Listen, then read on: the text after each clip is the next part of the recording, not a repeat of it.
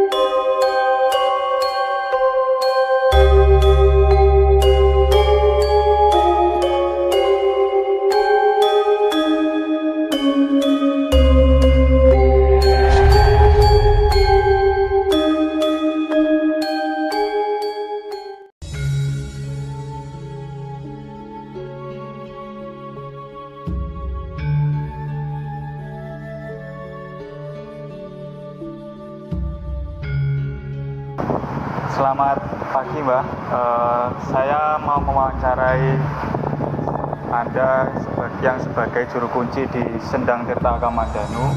Kami akan bertanya-tanya tentang awal mula Sendang Tirta Kamandanu ini dibugar. Ya, selamat pagi setengah siang. Ya. Salam berbahagia, salam perjumpaan lewat angin sedang. Dan di sini dikenalkan saya sebagai juru kunci sedang, nama saya Mbah Suratin JK. JK itu artinya bukan juru banget. Juru kunci ya. Ini suatu gelar dari budaya saya. Nah, di sini kedatangan saya, kehadiran Anda di sini saya ucapkan selamat datang, salam bersuara, salam berbahagia, dan ada tujuan apa? Nanti saya bisa membantu sebatas kemampuan yang ada.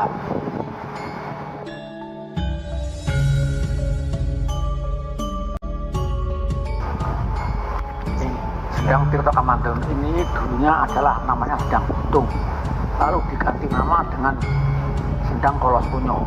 Setelah makin lama dipugar oleh Jakarta, diganti nama Sendang Tirta Kamandanu. Dan pemugaran ini, peletakan batu pertama adalah tanggal 14 bulan 4 tahun 74 diperkirakan.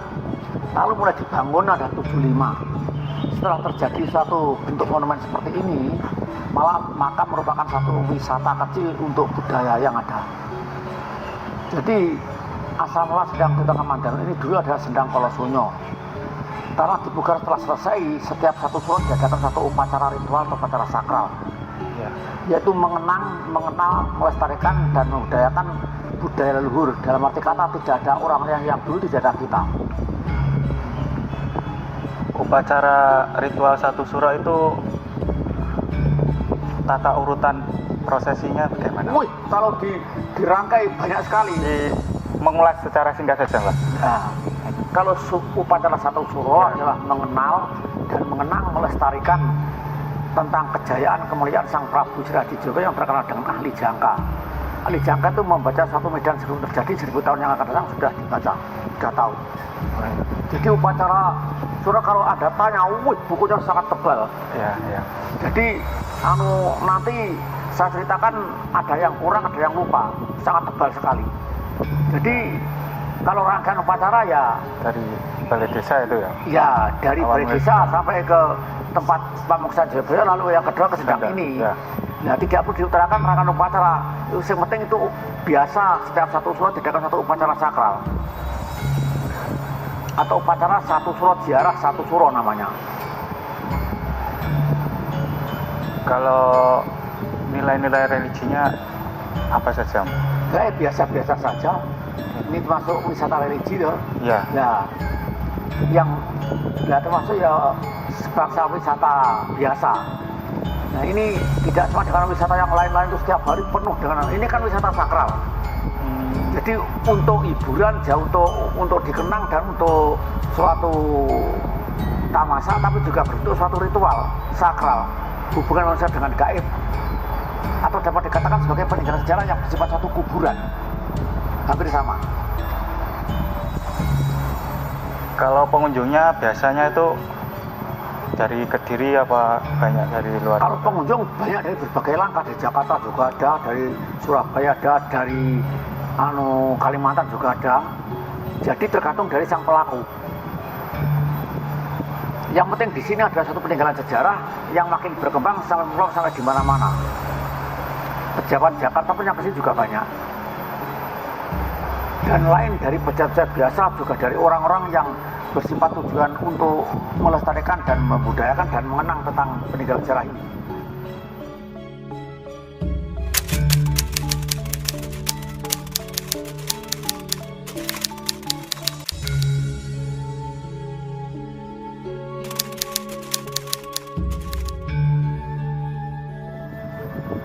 Sendang Tirta Kamandanu ini bangunannya ini katanya ada dibangun 5 agama ya? Bukan 5 agama. Apa? Bukan dibangun. Bangunan ini seakan-akan loh, seakan-akan ya. Bukan kenyataan, seakan-akan berbau 3 kepercayaan. Oh, 3 kepercayaan. Hindu, ya. Buddha, dan Islam. Yang dibangun peninggalan kerajaan Hindu itu, bukti otentiknya patung Hadihara 3 dewa Trimurti. Ya. Nah, bentuk bangunnya adalah Buddha stupa. Nah, yang membangun adalah orang-orang di zaman Sultan Hamengkubuwono ke-9 dari Yayasan Budha-Dento.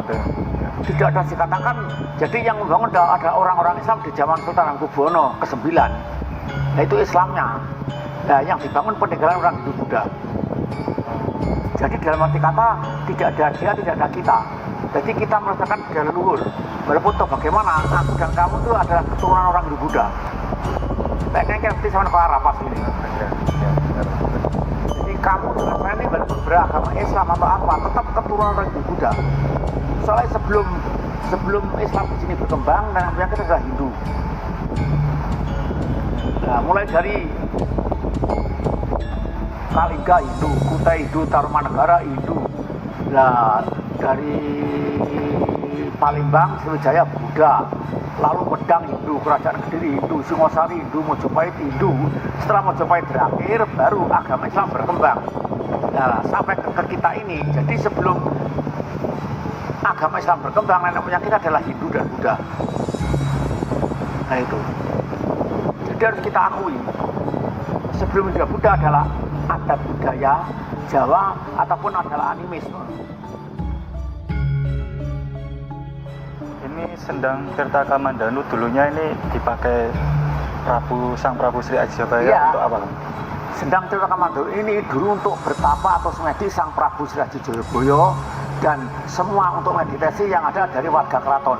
Juga dibuat suatu patirtan sumbernya. Akhirnya sampai sekarang ini dikeramatkan, bukan keramat tapi dikeramatkan. Di sini bangunan fisiknya apa saja? Bangunan ini bermacam-macam, ada ya. Tempat puasa ada, tempat ritual ada, tempat mandi ada, tempat untuk melukat juga ada, tempat kaputren juga ada, tempat taman juga ada. Nah, yang sana itu tempat keputren, dulu tempat para putri, atau dikatakan tempat taman. Otomatis kalau dulu taman itu berkaitan dengan orang-orang putri. Lalu dari sini ke itu ya, ke Pamuksan ya, Pak? Iya. Kalau di sini tempat bertapa, kalau Pamuksan tempat muksa atau mati. Ya. Nah, di sini jangan disamakan. Kalau orang-orang Islam mati ya namanya adalah makam atau kuburan. Ya. Jasadnya dikubur. Dan tapi kalau orang-orang Hindu kalau mati zaman dulu adalah dibakar atau dilarung atau dijadikan diabukan abunya. Jadi hanya merupakan satu petilasan. Kalau nanti ada peninggalan Hindu kok dari Maisan itu berarti mengislamkan. Jadi perbedaan kalau orang Hindu hanya petilasan, kalau Islam adalah kuburan. Katanya apa itu Sendang Tirta Kamandanu ini airnya bisa untuk mengobati sakit. Hanya permohonan yang tercapai ya moga yang tidak dikatakan apa-apa. Air ini dikeramatkan suatu kepercayaan orang-orang adat budaya Jawa bisa untuk memohon kepada Yang Maha Kuasa lewat sakral yang ada, dan air ini merupakan satu persyaratan untuk bersuci. Jadi bukan air ini menyembuhkan segala-galanya. Iya. Ya tuh kan iso nemokne bojo sing minggat. Lah. Dan tidak. Air ini untuk persyaratan bersuci, dan air ini merupakan air yang dikeramatkan. Nah, ini kamu orang beragama apa saja di sini boleh. Nah, dasarnya. Tapi kalau ke sini harus menyentuh air yang dikeramatkan. Untuk kepada Yang Maha Kuasa harus suci hati di diri. Jadi tempat melukat atau tempat bersuci. Jadi yang di sini tidak pandang agama apa kepada apa, kalau di sini saatnya harus menyentuh air yang dikeramatkan. Kalau orang Islam ya wudhu. Jadi air ini bukan didewa-dewakan, bukan dituhankan, dikeramatkan sebagai persyaratan untuk kepada Yang Maha Kuasa untuk meminta supaya tercapai dengan syarat bersuci. Air ini dikeramatkan.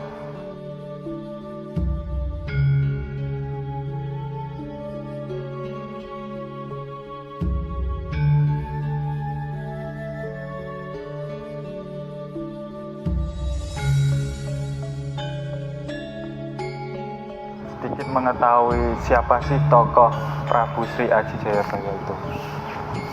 Kalau Joyoboyo, Raja Daha yang terkenal dengan Kediri, Ya. atau Gelang-Gelang, atau Kalang, atau disebut juga Panjalu.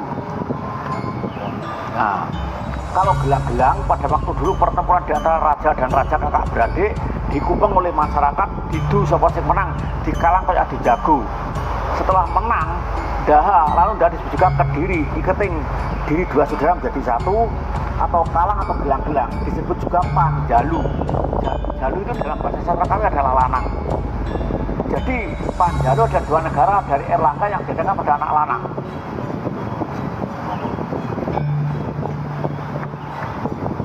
Jadi bukan asal Kediri, bukan asal dari Panjalu, bukan. Kediri dan disebut juga Panjalu. Jalu itu kecil lanang. Jadi artinya persatuan dua negara, Nda dengan Jenggala menjadi satu. Nah, karena itu adalah hadiah dari Erlangga kepada anak cucunya, maka dinamakan Panjalu. Jalu itu lanang dari dua negara yang didatang pada anak lanang. Sebab yang sulung Kili Suci atau Dewi Langit punya penyakit kedi, tidak boleh jadi raja, tapi tidak bisa mengembangkan satu keturunan.